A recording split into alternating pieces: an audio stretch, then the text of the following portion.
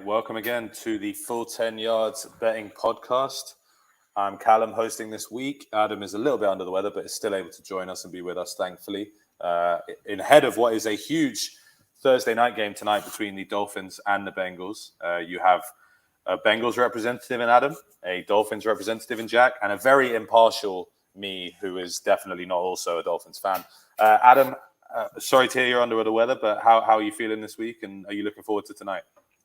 Yeah, I couldn't let you two be on the pod by yourselves, could I? I had to take some drugs, had some ibuprofen, had some sinus stuff just to calm my aching head a little bit.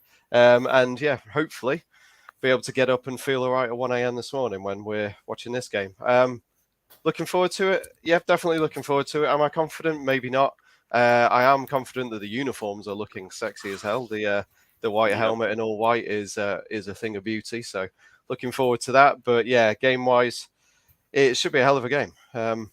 Obviously hoping that we win. Not expecting. So we'll see. Yeah, hopefully lots of points. I think with the white Bengals uniform and the Dolphins aqua is probably the fastest uniform matchup that I can ever think of in terms of looking like pure speed out there. Jack, how are you feeling ahead of tonight, mate? Dolphins 3-0 after a big emotional win over the Bills on Sunday. Well, this morning I was probably 2% confident because I thought Teddy Bridgewater was going to be starting, but thankfully now Tua is going to be starting, so I'm going to stay up till 1:30 to watch it. But yeah, look, I suppose starting 3-0, you can't really complain. I think the handicap's 4. It's probably about right. I can't back the Dolphins, I'm afraid, but hopefully Tyreek has a big game today. Well, we're going to get into the Thursday night game in just a little bit here, but let's start first and foremost just recapping our best bets from last week. It was a 2-2 overall record for us on the pod. Liam is still on holiday and deciding to hide away from us following the Chiefs' somewhat embarrassing defeat against the Colts last week. But hopefully we'll be able to get back to a 4-0 record this week of best bets. Adam, do you want to take it away with your best bet for the week and we'll go from there? Well, yeah, last week I lost again. Still not had a winner this season, which is a bit of a pain. And this week, relying on the Cleveland Browns is probably not the most sensible thing to do ever either. But here we are. Yeah, Browns minus 1.5 at the Falcons. It's all on the Browns run game. They have been dominant. Nick Chubb leads the league in rushing yards this year. They're going to do the same again. I think they're going to keep it to minimal drives for each team. The Falcons they're in the bottom 5 for rush defense, according to Stevie Away, and they haven't played a decent rushing team yet. So coming up against the top rushing team in the league, I think they are going to be overrun, and that should be enough for the Browns to win. On the other side of the ball, yeah, the Falcons have been quite fun, quite exciting. Cordarrelle Patterson, Marcus Mariota have both been moving the ball well on the ground and through the air. Obviously, Drake London leads rookies in targets and receptions so far this year.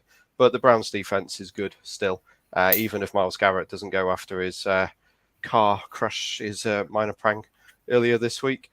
I say minor prank, he rolled it multiple times apparently, but sounds like it was minor injuries, but I'm not sure on his health, to be honest. So if he doesn't go, that's obviously a boost for the Falcons, but I think the Browns should have enough to win, even on the road. Yeah, I agree with you on that one completely. I think I was surprised to see that the line was only minus 1.5 in this one. I thought the Browns are clearly the better team, even with their backup quarterback. As good as Cordarrelle Patterson's start to the season has been, as good as Drake London has looked, and as good as we think Kyle Pitts will be if they ever decide to throw him the ball, I just can't decide to take the Falcons over the Browns this week. Jack, are you riding with us as well with the Browns there?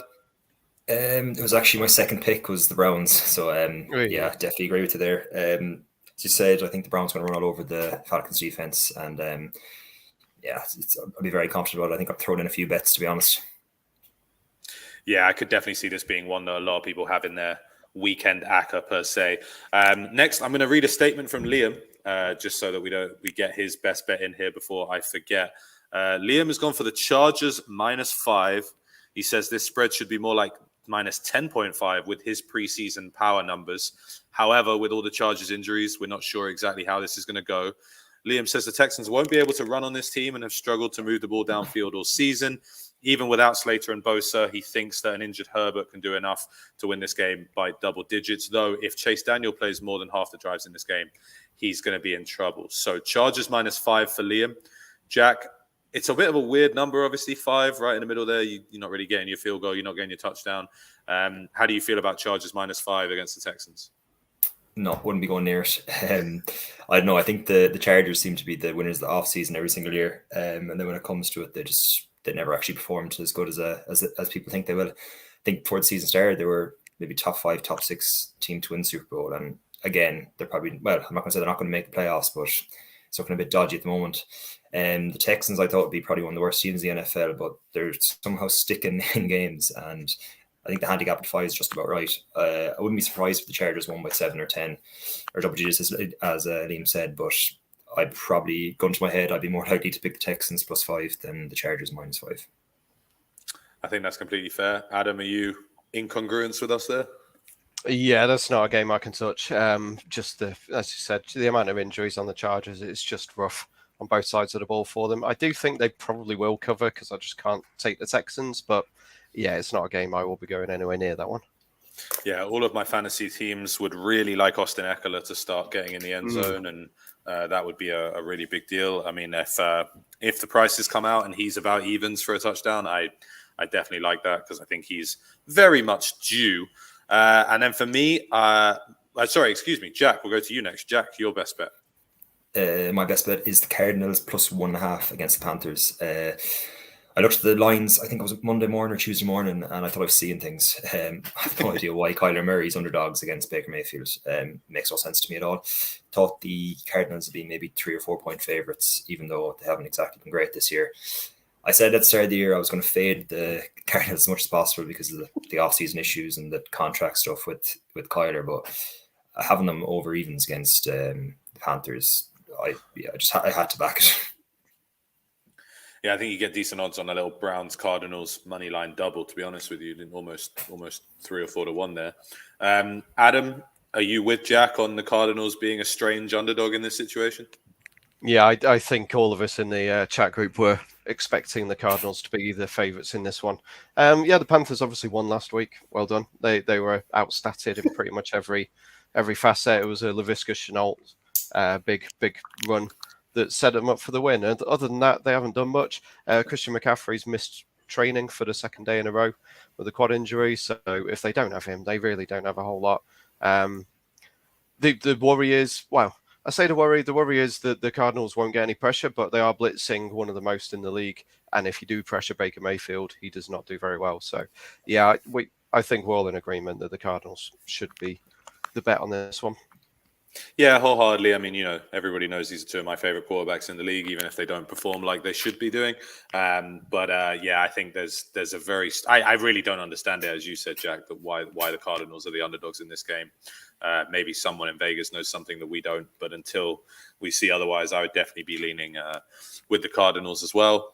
And somehow, after a bad week 1, I'm now riding a 2-week streak of getting my best bet right, which is feeling really nicely. So I'm going to go back to the well that has not let me down so far, and I'm sticking with the Detroit Lions -4 against the Seattle Seahawks. Dan Campbell is 3-0 against the spread this season, and I would make up a stat about his last 2 years, but I don't want to give out false information. I know that the Lions are very good at staying in all sorts of games.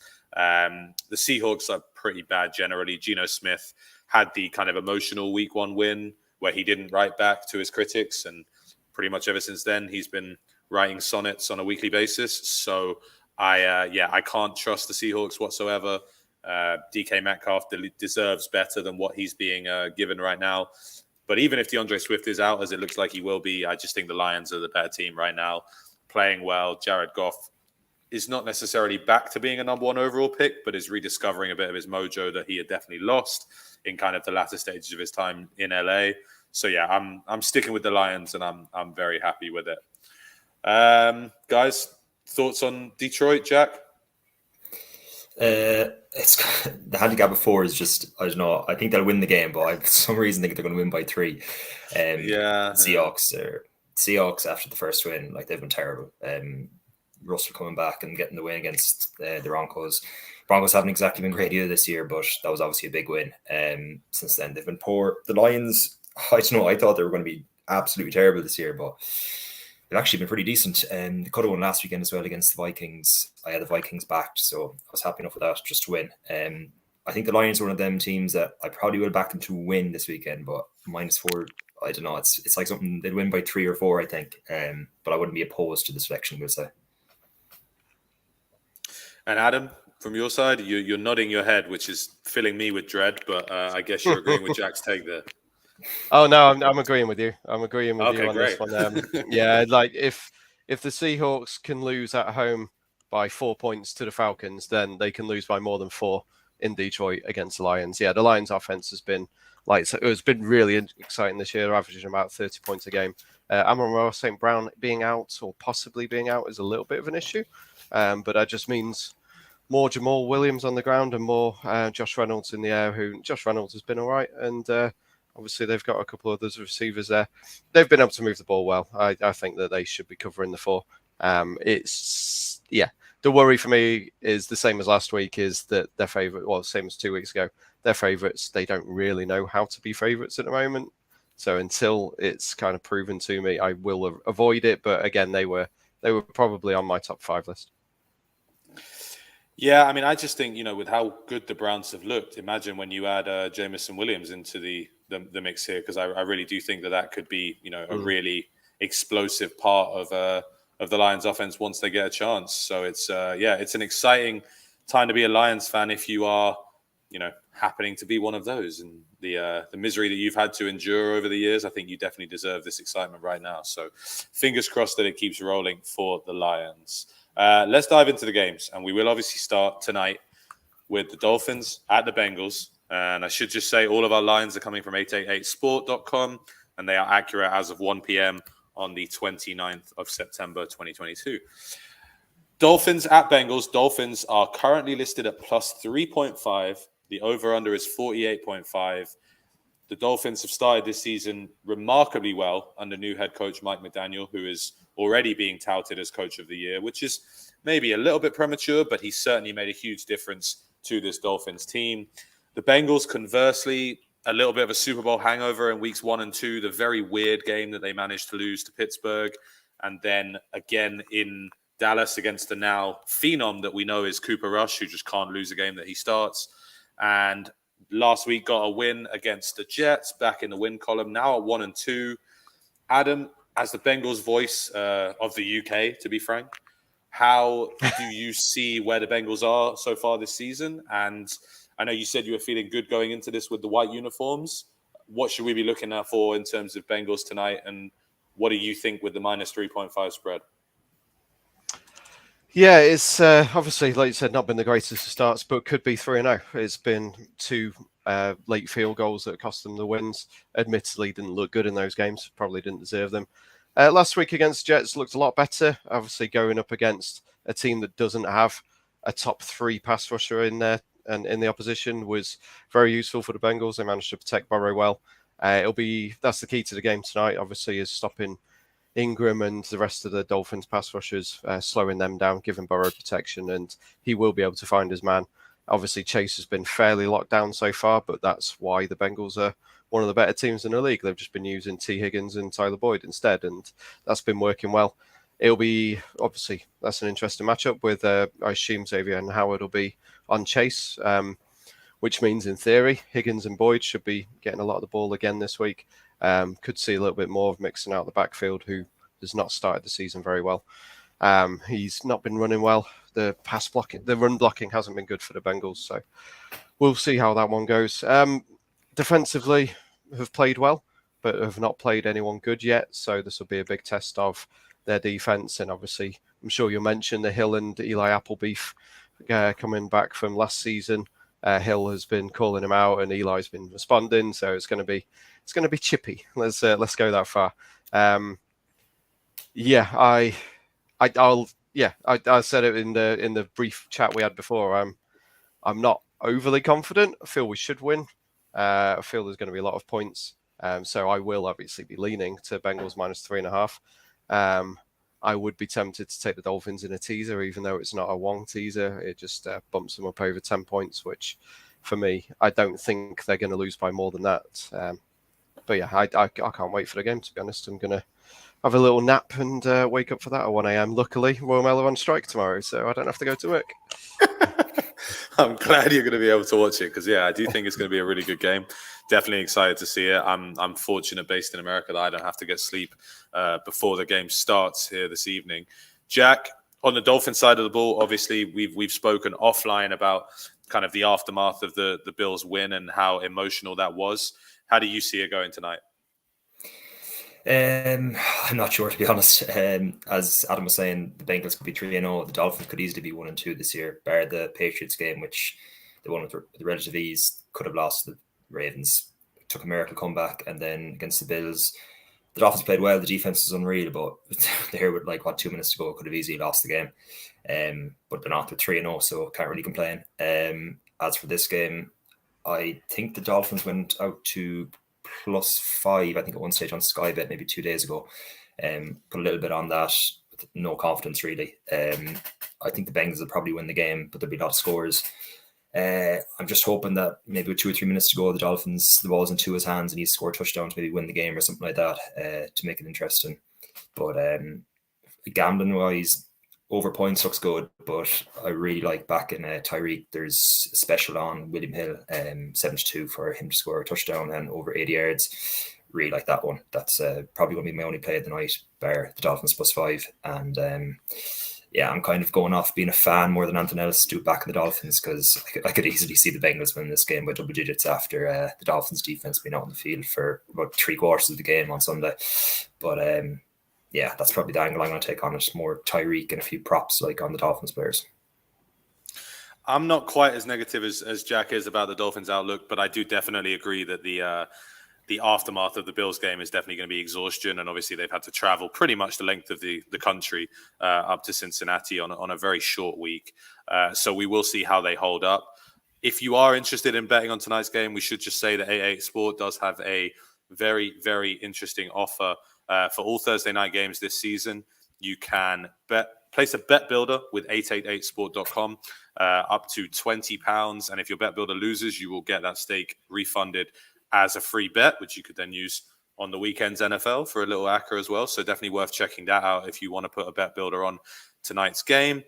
Yeah, I do think that the Dolphins have a chance in this game, though I think the over is the bet to take probably, rather than either side. If the Dolphins are going to win this game, it's going to have to be an offensive performance. The 3 games that Miami have played so far, against the Patriots, they had one long touchdown to Waddle, but generally the Dolphins defense was what won them that game. Conversely, against the Ravens, obviously a big comeback win, lots of high-powered offense, and Tua throwing for 469 yards or whatever it was. And then again against the Bills, it was the defense that really stepped up. So they seem to be taking turns each side of the ball to win games for Miami. So it definitely has to be the offense's game tonight. I think the matchup, I guess, of Hill and Waddle against Chase, Higgins, and Boyd is really intriguing. There's a lot of debates all over ESPN this morning about which is the better receiving core, and I think we should be treated to a bit of a show tonight. I certainly agree with Jack that Tyreek Hill revenge game against Eli Apple is potentially the narrative that I want to go for. If you want to be really out there, you can get Tyreek to have 150 receiving yards and 2 touchdowns at about 40-1, which that's worth a couple of quid, I think, just in case he goes absolutely nuclear like we know he can do at times. So, yeah, I mean, again, as a fan, I'm going to lean Dolphins plus 3.5, or if you can get the +5 that Jack's talking about, definitely that. But I'm looking forward to a really good game. And if you'd offered me 3-1, which is the worst the Dolphins are going to be after 4 games this season, I would have absolutely taken that come the start of the season. So it's a bit of a free hit, and let's just enjoy it. Moving on, we'll go to Sunday, and we get our first London game of the season. And this is the Minnesota Vikings, just to be very clear, not playing at 1 o'clock Eastern time against the New Orleans Saints, who, as of right now, it looks like may be quarterbacked by Andy Dalton. Interestingly enough, in 2016, there was a matchup in London between the then Washington, can't say that name anymore, quarterback Kirk Cousins, and Andy Dalton, who was then the quarterback of Adams' Cincinnati Bengals. And that game finished in a tie. So chaos likely to happen between these two very pale white male quarterbacks. And hopefully the crowd at the Tottenham Hotspur Stadium in London will be treated to a show. The Vikings are currently minus 2.5 and the over-under is 43. Adam, Kirk Cousins not at 1 p.m., but the Saints with a lot of injuries. How do you see this one? Yeah, 43 isn't exactly the highlight, is it? It's I think that, to be fair, I think games do tend to go over at Tottenham Hotspur Stadium with obviously a specialised NFL pitch. It's obviously a lot quicker and a lot more used to what the guys are playing on. So the over could be a look, but as you say, with Kirk Cousins outside of his comfort zone and with possibly Andy Dalton or Jameis with 4 fractures in his back, it's not exactly conducive to good offense on show. I would like the Vikings to win. I prefer them as a team. Annoyingly, I'm not going to this one or any of the London games this year. It just wasn't meant to be this year, unfortunately, for me. So we'll miss out. I know a lot of people are going, so that's good. But yeah, I want the Vikings to win. I hope they do, but we don't know what Dalvin Cook is going to be like, whether he's going to be playing after dislocating his shoulder, which apparently is a common thing for him, and he wasn't too fussed, but I can't imagine it's going to be fun playing a week after that. Yeah, I want the Vikings to win. I think they have a good chance to win. I would have to lean that way. But yeah, over would be my bet if I had one on this. Quite the opposite of you. I really like the Saints and don't like the Vikings, to be honest. I don't really know why. I've just always had a soft spot for the New Orleans Saints. Anyway, Jack, Vikings minus 2.5. Good that it's a small spread. And Kirk Cousins, I think, as much as I do not necessarily like him, I think he's a better quarterback than Andy Dalton, certainly in the here and now. If it is Dalton against Cousins, does that make your mind up that you'd be going to the Vikings side? I think I'd probably go with the Vikings anyway to win. I said after they lost to the Eagles last weekend in prime time, or 2 weekends ago, I'm not backing the Vikings in prime time. I'm not sure if this counts as prime time, does it? I suppose it is a standalone game, but yeah. It's an 8:30 a.m. Central time where I am, so 9:30 a.m. Eastern time. So it's breakfast time. I don't know if that's prime time or not, but this is the ideal Nickelodeon game in reality. So yeah, it is. I'm going to pretend it's not prime time, and I'll lean towards the Vikings winning the game. I can't back Andy Dalton. Like, when's the last time he even started a game? In fairness, for the Bengals for the years, he was decent. Like, obviously, he was no Joe Burrow, but he was decent enough quarterback. The Vikings minus 2.5. As I said, it's not really that high of a spread. I probably would lean towards them winning the game. Like, I don't know, minus 2.5. They could have won by 1 or 2. Like, it's one of them games. I wouldn't be surprised if there's something really between them. The Saints were very disappointing last weekend. So after losing, you'd expect a little bit of a bounce back. But yeah, if I was to pick something, I would go with the Vikings minus 2.5. But I'd be a lot more confident in just backing them to win the game. Yeah, I can't really, for the life of me, believe that the Saints roster, as talented as it is potentially going to be 1-3 after 4 games. It just doesn't really make sense in my head. That's not a 1-3 roster as far as I'm concerned, especially when you consider that one team in a game we're about to talk about is going to be 3-1 with their 2 absolute disgraces of a roster in Chicago and New York. So, yeah, I mean, I think I'll end up watching this game largely because it's early morning and I will be up. Anyway, there's a rather large Manchester derby on Sunday at about the same time. So this might be relegated to the second screen based on the fact that it's Kirk Cousins. But I will be watching it. If I had to, I agree with you, Adam. I'd probably lean to the over just because of that fast turf in London. And I was at a game at Tottenham Hotspur Stadium a few years ago where Jameis threw 5 interceptions. And yet somehow I think the over still hit because McCaffrey went crazy himself. So, yeah, I would lean to the over and, hope that we see more of the Chris Olave breakout that started to happen. I think he looks really good, especially if Michael Thomas is out. We don't have lines for that game yet, but I would be taking Chris Olave's over all over the shop if I could do. But yeah, I think the Vikings probably eke out the win largely due to the Saints injuries rather than anything else. I think if they were full strength, I would be leaning more towards the Saints. We've spoken about Browns and Falcons, but let's crack on with Next up, we'll do the Titans at the Colts. Titans are plus 3.5. Over-under is again 43. Colts coming off a huge, potentially season-saving win against the Chiefs to get them to the uncommon record of 1-1-1 after 3 games, which is, humorous in and of itself. Tennessee had a big win in the 0-2 Bowl against Las Vegas. 3.5 feels like a strange line considering that Jonathan Taylor has been a bit banged up. I think he was back at practice today, but he has been a bit banged up. I mean, this game could be the 2 best pure running backs in the league at just taking the ball north to south. We might see a lot of leaning on Henry and Taylor. Jack, we'll start with you on this one. Your thoughts on Tennessee and Indianapolis in this AFC South battle? Yeah, I'm not high on either team, really, to be honest. Both teams got a good win last weekend. The Colts always start off poorly, in fairness, every year. So I'd imagine they'll start to improve as the year goes on. I still think the Jags could end up winning the division. That's how little confidence I have on these 2 teams. Titans plus 3.5. I don't think I'd touch either team. As you said, Jonathan Taylor, if he plays, which I hope so because I have him on my fantasy, and Derrick Henry, I'd say they'll be used a lot. So I suppose under 43, which isn't even that high of a total, I'd probably lean towards that more than anything else. Although the Titans seem to always beat the Colts. I think they've beaten them 4 of the last 5 times. So I would have leaned towards maybe the Colts minus 3.5, but just based on that, I won't touch it. The unders is probably the only play I would go near in this game, just because of the 2 rushing attacks. Yeah, clock might continue to roll for most of this game. Adam, your thoughts on the supposed 2 best teams in the AFC South, but right now they don't sit at the top of the division.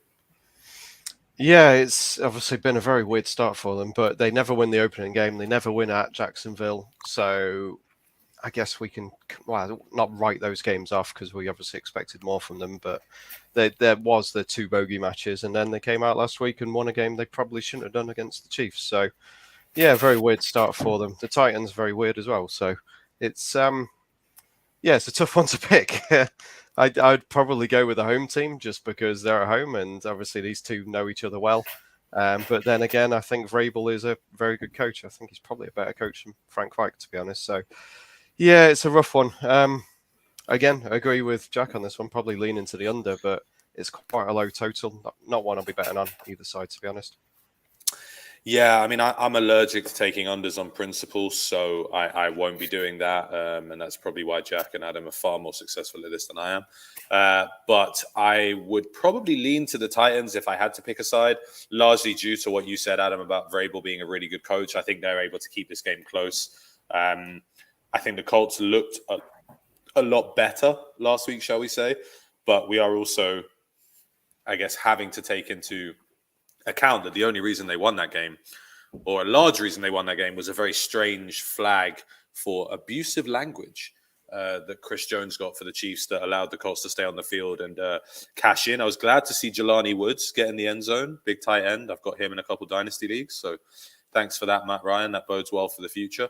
But yeah, I could see this one being tight and, come down to a field goal either way. So Titans 3.5 would be Titans plus 3.5, excuse me, would be my pick for this one. Where shall we go next? And thank you for that, Adam. We're going to go to Dallas, hosting the Washington Commanders, the Cooper Rush homecoming, after he has successfully won them a primetime game against Danny Dimes, who, other than Kirk Cousins, is the worst quarterback in primetime in the NFL. The line currently is Commanders plus 3.5, and the over-under is 41.5, which does feel low considering Carson Wentz does like to just chuck up Hail Marys in garbage time, and you never know what's going to happen with him and that offense. I will say first and foremost for me here that I like the Cowboys here. I wish it was 2.5, not 3.5, but I just really do not respect or rate the Commanders at all. I think what Kellen Moore has done in tailoring the offense to Cooper Rush, making it a little bit more simple, finding ways to get Tony Pollard, especially the ball, more. And I even think that Ezekiel Elliott has had a decent start to the season. Everyone can see that this is Tony Pollard's job as soon as Zeke's contract is gone. But with CeeDee Lamb still making unbelievable catches and the occasional drop, out wide. I do think the Cowboys have more than enough to win this game, even if Dalton Schultz isn't back, as the specter of Dak returning in the next couple of weeks seems to loom large. Adam, your thoughts on Cowboys minus 3.5 against Washington?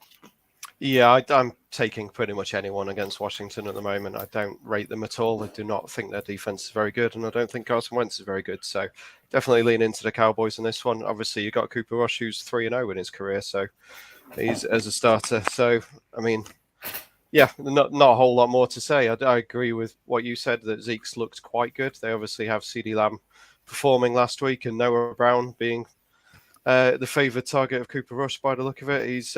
He's moving the ball well, and yeah, again, not a whole lot to say really. I think Cowboys win. I think they win by more than 3.5, so I'd definitely be leaning their way. Jack, you have the same mindset, or you flip into the Commanders side?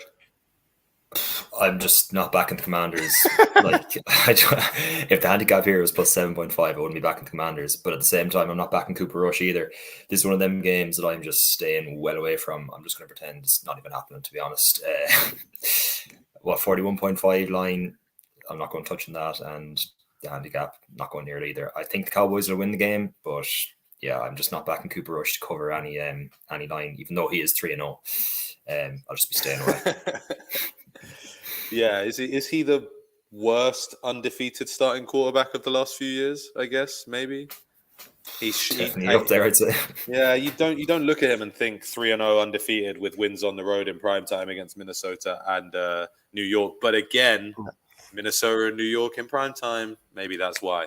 Anyway, yeah, I think Adam and I are on the Cowboys, and Jack is having self-control and staying away, which I respect.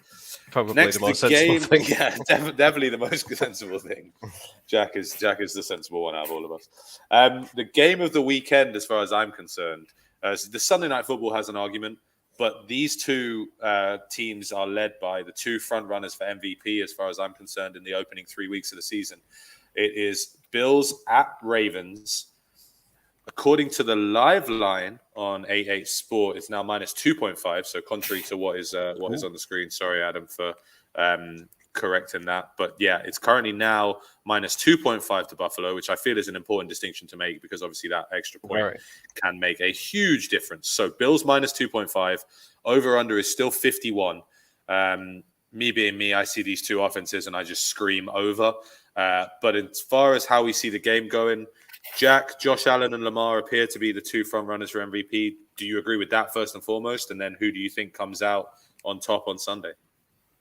Yeah, I think whoever wins this game whichever quarterback wins this game will be favourite for MVP. Even though I do think towards the end of the season, how you do probably stands a bit more to the beginning of the season. Lamar has been absolutely exceptional. Even the game that they lost the Dolphins, he was unbelievable. Last weekend, Josh Allen, I know they only got 19 points or 21 points, but he was very, very good. He made a few, stupid decisions that he always does, really, but he was very good. The Bills could have easily won that game. They didn't, but they could have. I don't know. I think the handicap's probably right at around 3. I hope the Ravens win because I've never seen a fan base cry so much about losing the game than the Bills last weekend, blaming the sun in Miami and everything, which obviously has a factor, but both teams had to deal with it. As you said, I expect a lot of points. 51 is high, but I could just see both these offenses and both these quarterbacks scoring multiple touchdowns. I really hope the Ravens win this game, but if I was to do anything, it'd probably be over 51 points. There's a few props in that game that are good as well. Around Lamar scoring or throwing for touchdowns. I think it's 1.5 is 6-5 on William Hill. I think that's a great price. Can't understand why it's over evens. That's probably the only thing I touch really in this game as opposed to either line. But yeah, I expect a lot of points in this game. Yeah, and a special shout out to Lamar for his performance last Sunday, where I think we gave out his passing yards over at 217.5, and he had 218 yards passing. So thanks to Lamar for delivering right on the money. That's my boy. Adam, obviously, Jack has lent his knowledge to this game, and obviously the Ravens pretty well in the AFC North there. I'm assuming you'd rather the Bills won this game. I would. How do you see this one going? I most definitely would rather the Bills win this game, and now it's under the 3. I think that's the bet for me on this one. Is that one? I fully agree with Jack on the over as well. It could be. I mean, hopefully it'll be one of the games of the season. They're both struggling on defense, both with multiple injuries to cornerbacks and defensive backs. So, in theory, should lead to a load of passing. As Jack said, stole my bet from the chat. The Lamar Jackson over 1.5 touchdowns plus money. He's had 3, 3, and 4 in their 3 games so far. Admittedly, well, I was going to say against worse defenses, but the Dolphins defense obviously was pretty good. So, yeah, he's looked fantastic so far this year. Obviously, running the ball and throwing the ball. I just don't. The Ravens, you look at them on paper and you wonder how they're doing it, but I guess it's Lamar Jackson. I can't really think of any other answer. Obviously, Mark Andrews is very good. Devin Duvernay, 3 touchdowns in 3 games is 4 touchdowns, in 3 games is fairly absurd, but he obviously gets himself open and he's being found. The Bills obviously couldn't get it over the line last week. They dominated the stats. They dominated everything on offense, just couldn't get it done. So you've got to expect them to bounce back. Stephon Diggs, I thought his yardage was low at 79.5 for what he can do. Obviously, they're hoping to have Gabe Davis looking healthier this week. The run game is what it is. Not Montgomery. Singletary did pretty well last week. And James Cook has done a little bit in cleanup games. Yeah, I just think a lot of points, and I think in the end of the day, the Bills will be the winners here, but it should be a heck of a game. I think next week it's Ravens versus Bengals, so that will be probably the highlight of next week as well. So shouldn't really be looking forward, but there we are. Yeah, I just think this game is must-see TV, basically. I'm so excited just to sit down and watch it, knowing that we've already played and beaten both of these teams as a Dolphins fan, so I don't have to be super concerned. I just think that both of these teams are 100% likely to be, later playoff teams this season. I think they're both exceptional and could be a really good game. Okay, we'll move on to our next game, and this is my personal pick for worst game of the weekend because one of these two teams is going to be 3-1, which is disgusting to say the least. It's the Chicago Bears, them of 23 completed passes in 3 games, plus 4.5 at the New York Giants. 39.5 is the over-under. I feel like the under is a very safe bet here, even though I would never do it myself. It's such a horrible game, this. Giants picked up more injuries on Monday night. Are we ever sure what we're actually going to see out of Daniel Jones week by week? Does Justin Fields actually have a brain? No one's quite sure. Khalil Herbert stepped in nicely for David Montgomery last week and ran well for the Bears. So you may see a lot of Herbert and a lot of Saquon Barkley in this game. Saquon himself looking like he's getting back towards what we expected him to be as a young draftee. Adam, Bears, Giants, is this a stay away for you, or is there a bit of value that you see on one of these two sides? You can get -3 in most places. The 4.5 is a big plus money for the Giants. So at 3, then I've got to lean to the Giants. I've said all season that the Bears are one of the worst teams in the league, and despite them being somehow at 2-1, I can't go away from that. I do really like Khalil Herbert. I tipped him up over 21.5 rushing yards last week, which he just about 7 times. Thanks to that Montgomery injury. So I do think giving him more of the ball is a good look, and whether it's come through choice or through being forced, I'm not really fussed. I think he will run well. Like you said, the Giants losing more players at wide receiver. Annoyingly for them, they're only one of their only wide receivers who's healthy is Kenny Golladay, who they don't want, and he doesn't want to be there. The drop he had last week was, I was going to say inexcusable, but it looked for me. Watch it in slow motion. It looked deliberate, to be honest. But yeah, it's not a game either of us, any of us should bet on. But I would have to lean to the Giants -3. And Jack, on this one for you? I think this is probably the worst 2-1 matchups I've ever came across as an NFL fan. Two just woeful teams, and as you said, I can't believe one of them is going to be 3-1 by Sunday night.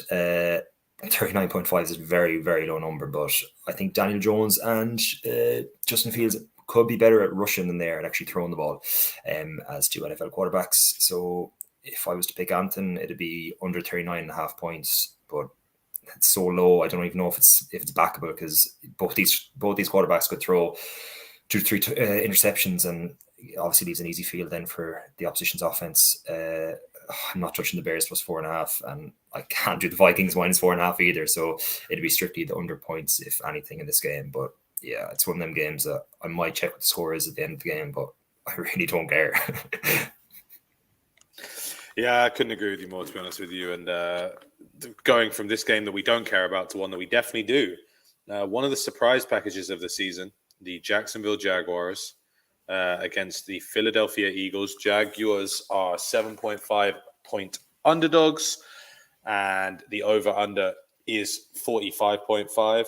You can also find this line at 6.5 elsewhere, which may be something that you are interested in doing, depending on which side you see this going to. Jacksonville have kind of come out of the traps quick. You know, we say they have this hoodoo over Indianapolis and always seem to be able to find a way to win that game. But their performance last week against the Chargers has really made a lot of people sit up and take notice.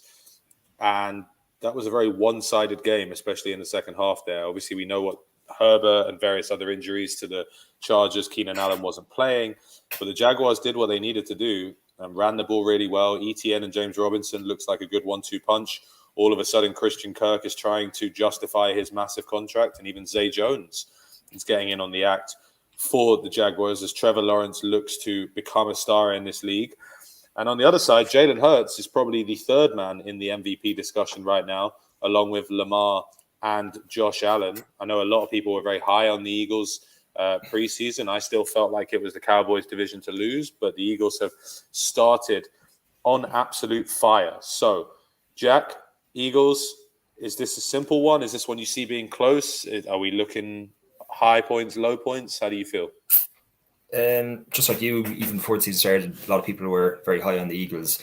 I thought they'd be good, but definitely didn't expect them to be as impressive as they were. I thought the Jags would be a lot better with, obviously, Urban Meyer gone. Didn't expect them to be this good, but yeah, very impressive so far. I expect this game to be close, and the Eagles seem to be just hammering teams, so it mightn't be as easy as the other games. I think the 7.5 and 6.5 is a massive difference. I'd be back in the Jags plus 7.5, but plus 6.5, I wouldn't go near it.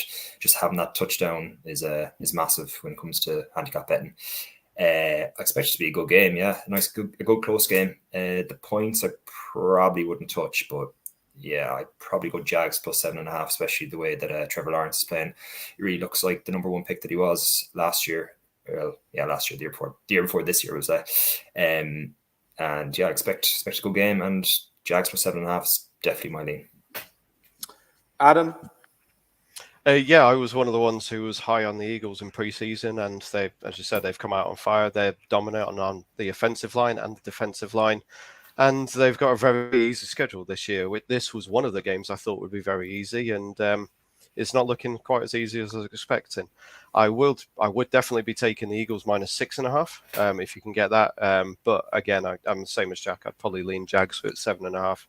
I have no idea what to make on the total. I would like to see over, but the Eagles have been destroying teams in the first half and then sitting back and allowing their defense to take over in the second half. So, yeah, I to be honest, if obviously without the Bengals playing on Sunday night, it's probably the one I'll be tuning into, which I didn't think I would be saying 3 weeks ago. Should be a heck of a game. Yeah, it should be really interesting. I think I'm right in saying that this is the Sky game over the Bills-Ravens, right? Yeah. Which in itself is remarkable and maybe a bad decision. But either way, I tend to agree. I think at minus 6.5, I would take the Eagles here. I think this might just be a step too far for this young, talented Jaguars team. I think they are building in the right direction, as Jack said, and certainly with the stain of Urban Meyer gone. Doug Peterson was always a very good coach in Philadelphia. I'll be interested to see what kind of reception he gets from Eagles fans back in Philly, having brought them the Super Bowl and then had the infamous Nate Sudfeld Sunday night game on his way out of the door. But that game, long since gone, and the Eagles are in a better place now than they were then. So, Eagles fans are going to be booing him there. You think? Yeah, it's Eagles fans. They're going to boo him. They don't care about history. He's not there anymore, so they'll boo him. Yeah, you're probably right, in all honesty, about Philadelphia. All right. Moving on. We're rattling through these. We'll go Jets, Steelers. The return of the prodigal son, the Wilson. Zach Wilson back in the line for New York as Gangrene looks to try and upset the Steelers in Pittsburgh. Mitch Trubisky didn't look great last Thursday against the Cleveland Browns. That game was a slog to watch. Over-under is 41.5. Jets are plus 4.5. That line has come down since Zach Wilson was announced to be playing, I think. It's also plus 3 on William Hill, so there are still some variation in the lines all over the place. Adam, again, another AFC North team here in the Steelers who managed to sneak one by you week 1. I'm still not quite sure how that happened. The Jets with Zach Wilson. You saw the Jets last week against the Bengals. They didn't look great without him, with Flacco. How do you feel now about this Jets team getting their supposed franchise quarterback back? I don't know if it's a boost or not, to be honest. Yeah, Flacco had his moment in the sun in that comeback against the Browns, and he was dismal last week. He fumbled the ball every time he got hit. He threw many interception-worthy plays that weren't taken. There was they could have lost by 40, 50 last week. So, I mean, the Jets were always going to bring Wilson back as soon as they could. He is the future. They need to see what they've got with him. With the fairly talented offense they've built around him, to be honest. It'll be interesting to see who gets the targets. Garrett Wilson has been getting them. He's actually second in red zone targets in the league this year, behind just Devontae Adams. So it'll be interesting to see how Wilson does. I don't know what to say about Zach Wilson, to be honest. Obviously, without TJ Watt, he's going to get more time than he otherwise would have done. Minka Fitzpatrick, I believe, was in concussion protocol earlier in the week, so that's a big loss to the secondary for the Steelers. This could be Kenny Pickett. I know that Tomlin keeps saying it won't be, but this Steelers offense is horrible to watch. If Trubisky starts, I would have to lean to probably the Jets getting 4.5. But it's nothing. I'm not going to be touching this game at all. You've got to lean to the under 41.5, and probably the Jets, just because I just don't think the Steelers can put up points on anyone. Yeah, I think that's fair. I mean, the Steelers team is disappointed, I guess, so far. Trubisky, you were hoping maybe he would rediscover some of his early career form, and it hasn't really happened yet. So this is one that I wouldn't really like either side of. But I'll be interested to see how Zach Wilson performs. I think that's probably the headline for me in this game. We've got any more in the early slate, or are we on to the late slate? I think. Jack, anything on this game? Oh, sorry, Jack. My bad. No worries. Yeah, I've the Steelers back to win. I think they're 8-15. Zach Wilson, I don't think he's really any upgrade on Joe Flacco. First game of the season going up against the Steelers defense in Pittsburgh. Can't see it going too well for him. As Adam said, I think it could be a game you see Kenny Pickett come in at halftime. The fans are well on Mr. Trubisky's back already, and if you can't put up points against this Jets defense, you really shouldn't be starting. You really shouldn't be a starting quarterback in the NFL. Yeah, the Steelers back to plus 4.5. It's like one of them games. I can just see the Steelers. I can't see the Steelers not winning, but I could easily see them winning by a point or two. It's just I just can't back the Jets. As Adam said against the Bengals last weekend, they were absolutely terrible. The Steelers, I think, played Thursday night, so they get an extra 3 days or 4 days rest. That could be a big thing. 41.5 points, I'd lean towards the under, but the only thing I'm backing this game is the Steelers to win, because I just can't get it inside my head of the Jets coming in and Zach Wilson's first start and actually winning in Pittsburgh. Yep, I think that's completely fair. We move now to the late window, and we are getting to these 3 p.m., 3:25 p.m. in the States and 9:30 p.m. in the UK time games.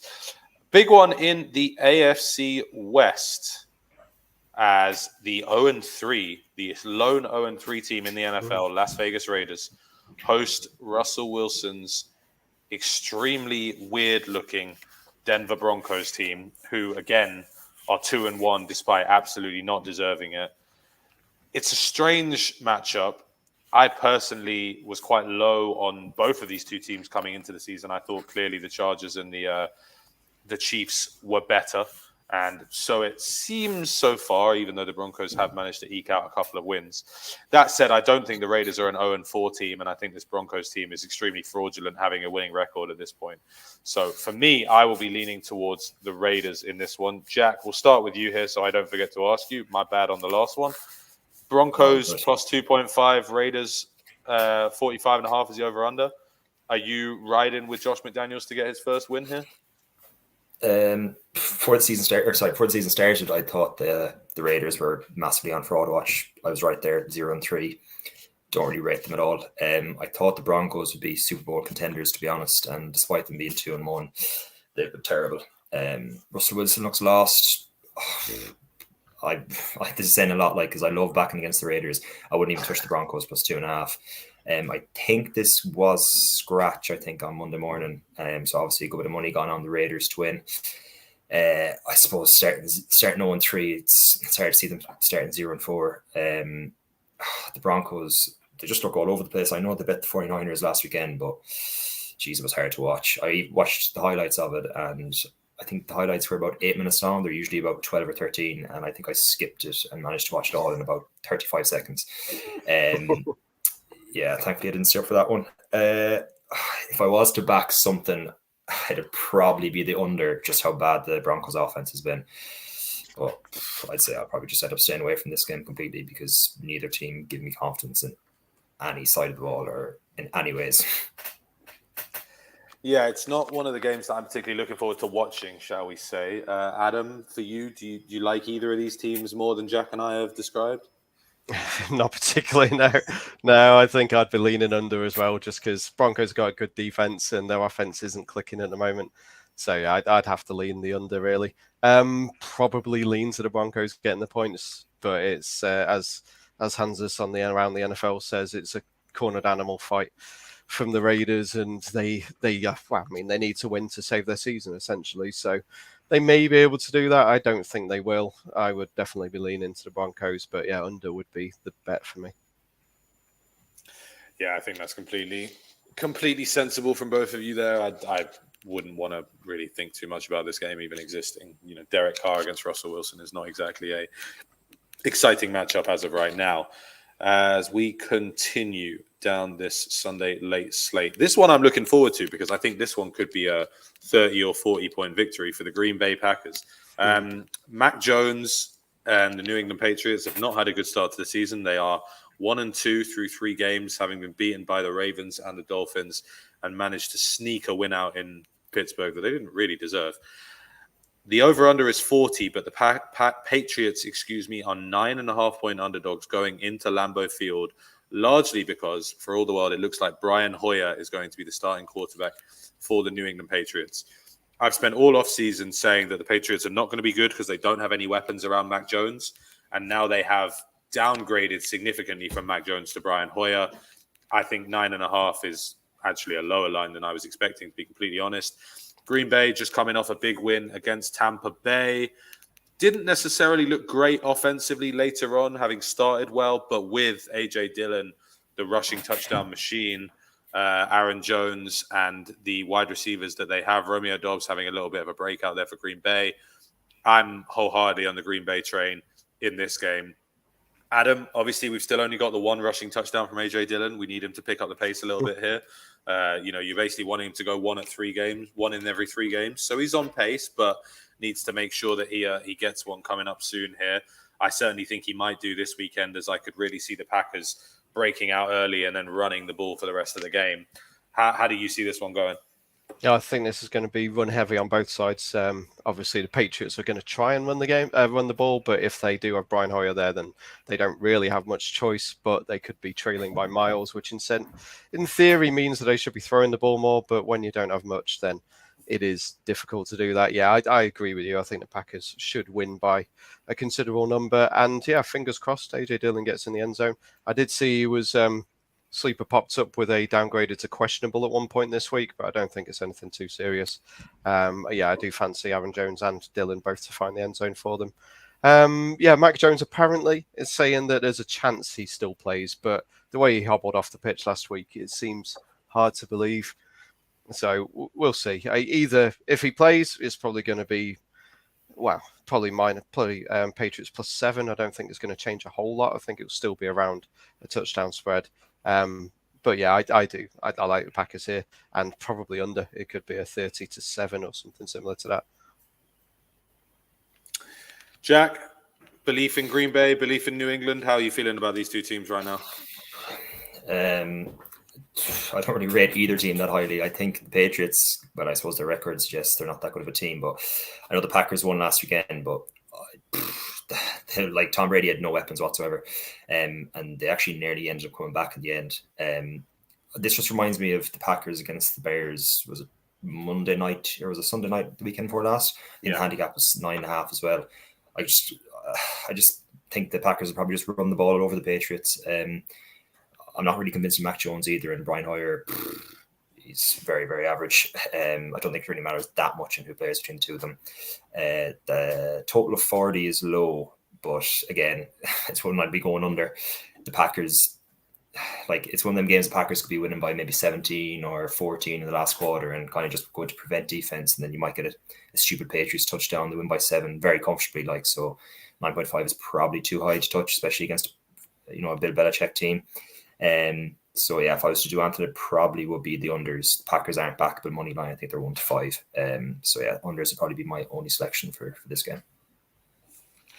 Yeah, like I said, I do like the Patriots in this one. I just think, I do like the Packers in this one.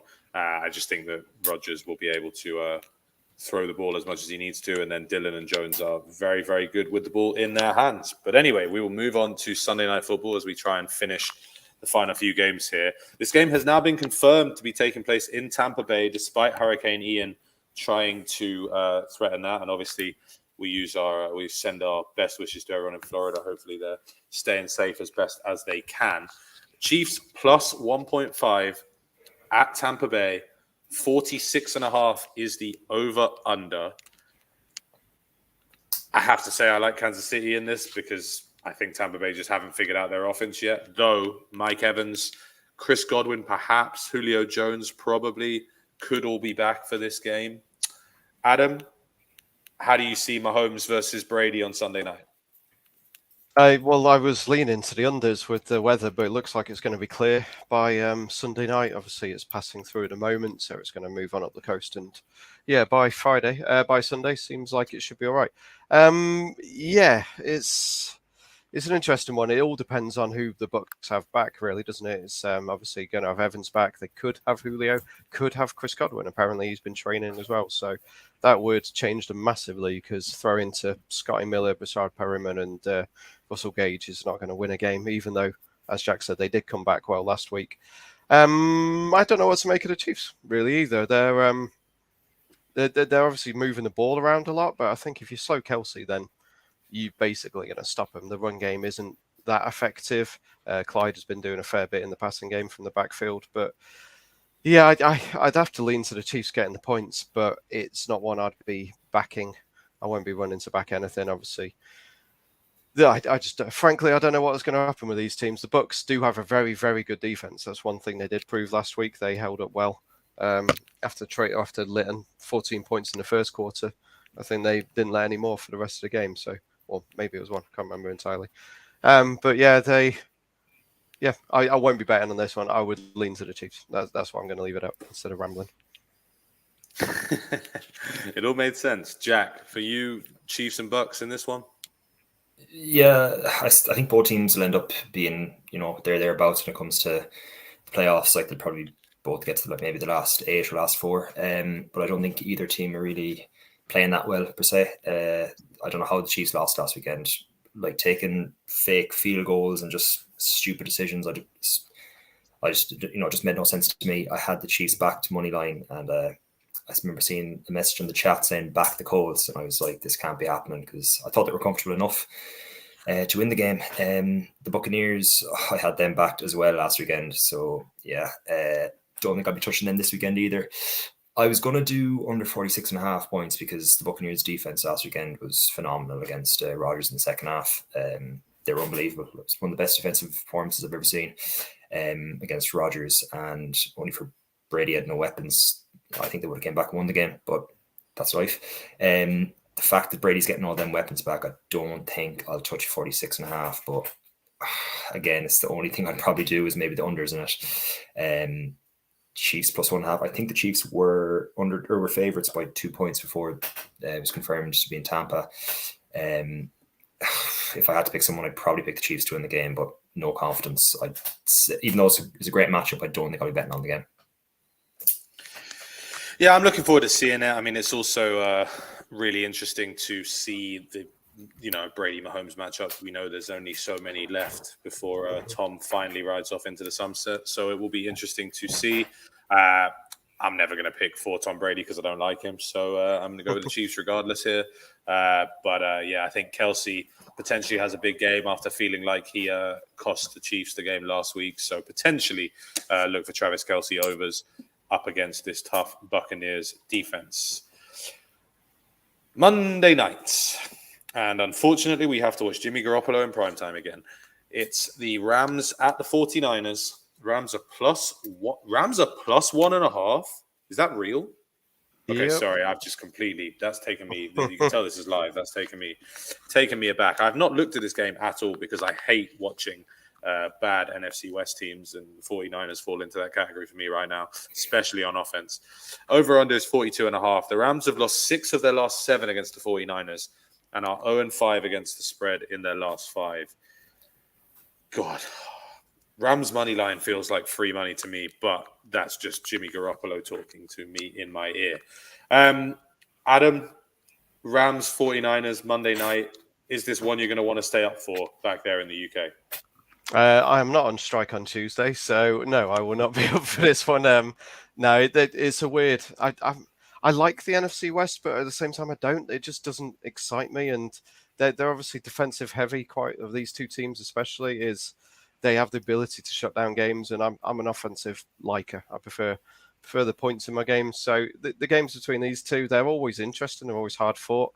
But yeah, it's part of the cycle of the NFC West of Shanahan beats McVay, McVay beats Cliff Kingsbury, and Cliff Kingsbury does nothing. But it's a weird cycle in the NFC West that one of the teams always seems to do well against the other, and the 49ers do have the ownership of the Rams. So yeah, it's not one I'll be staying up for. And to be honest, I can't even tell you which way I think it'll go.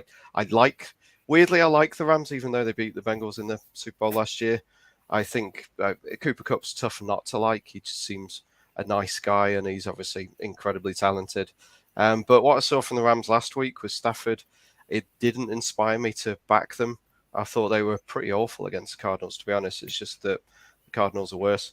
The 49ers obviously are still trying to figure things out and keep getting injuries at running back. They know that Jimmy G knows the system. They just need to switch back to that, and they should be fine. So I guess I would lean to the 49ers at home, but it's nothing I'm going to be waking up for or touching. Jack, for you, this Rams 49ers game, I'm not looking forward to it. Do you feel differently? No. Just like you, I would have been backing the Rams here. I'm surprised they're underdogs, but as you said, the 49ers seem to have their number, and I'm a firm believer of if a team has your number, they have your number. Just like the Jags and the Colts went to Jacksonville. I don't know why they just can't beat them. There's such weird vibes going on in 49ers this year. Yeah, getting Jimmy Garoppolo just saying, look, we're not giving you the playbook or anything. Trey Lance is the man. Then keeping him on the roster. It's just weird. It's like they envisioned that he was going to get injured or something. Last weekend against, I know, look, it's not easy to go into Denver. It's, the defense is good, especially in September. But Jimmy Garoppolo was just absolutely atrocious. The Rams, the first game, they were poor. In fairness, they got a good win against the Cardinals last weekend. They seem to be kind of getting back into it. I would be all over the Rams usually, but as I said, the 49ers record against them, I just won't be touching it. 42.5 points. Yeah, again, I won't be going over and under in this one. If I was to do anything, it'd probably be the Rams, but zero confidence really in it with the record against the 49ers. Yeah, it's a weird one. I always hate when you look forward to Monday Night Football all day and then you get an absolute dud of a game. But maybe this game is so bad that it will be good. Maybe I can wish that to happen. Jimmy Garoppolo might finally turn into an actual quarterback. That would be fun. Anyway, guys, any particular props that you want to highlight before we get out of here for the weekend? We mentioned the Lamar Jackson one before. I like James Robinson over 50.5 rushing yards, I think he is, against the Eagles. He's getting the bulk of the carries on the ground, and in fairness, he's looks good with it. So it is a difficult one against a very good Eagles defense, but I thought 50.5 was low. He's had at least 64 in each of his games so far this season, and I'll be honest, that was the only other one I looked at. I do like Jamal Williams, obviously, to score a touchdown. But you can't find that anywhere because they're still unsure on what Swift is going to do. He's been scoring even with Swift playing, so he's definitely one I'll look for as the main man there. Will Disley on the other side of the ball, nearly 4-1. While I'm looking at that one, it's probably not too bad. He seems to be a decent target for the Seahawks and Geno this year against a Lions defense which managed to stop Justin Jefferson. Jeff Okuda's looking really good, but the rest of them are not. Other than that, I've not looked at a whole lot of them. So, yeah, that'll be it for me, I think. Jack? The Lamar one's really the only prop that I was looking at that I liked. Over 1.5 touchdowns doesn't really make any sense to me. He's been playing unbelievable. Probably the MVP so far this year. I was looking at the odds of tonight's game, and Smythe for the Dolphins. I know Gesicki is seen as the main target, but Smythe seems to be getting more snaps. So I think it was 8-1. I'm not sure what it is now. I backed it yesterday at 8-1. I presume it's roughly around the same price if you look around. That's one I do like. And Saquon as well. I really liked backing him anytime in a game that I didn't think I'd have any interest in, but I've been informed before the podcast he's 8-15. So don't know if that's touchable. Hopefully the other bookies put out the odds and you get maybe evens on him. It's probably backable then, but definitely wouldn't be bothering myself doing him at 8-15. But that's pretty much my selections for props. Guys, always a pleasure. Nice to have chatted through every game with you. Obviously, Adam will wish you a modicum of good luck tonight, and Jack will wish you all the luck in the world. May all your Dolphins plus 3.5 bets hit. Anything else we need to say, guys? Just Houday, really. Yeah, just look forward to just some points tonight. Hopefully, we'll see. And as always, remember, Kirk Cousins is not playing at 1 p.m. Eastern, so just make sure you don't forget that. Anyway, thanks for tuning in, guys. We'll see you right here again next week on the Full 10 Yards Betting Podcast. Cheers.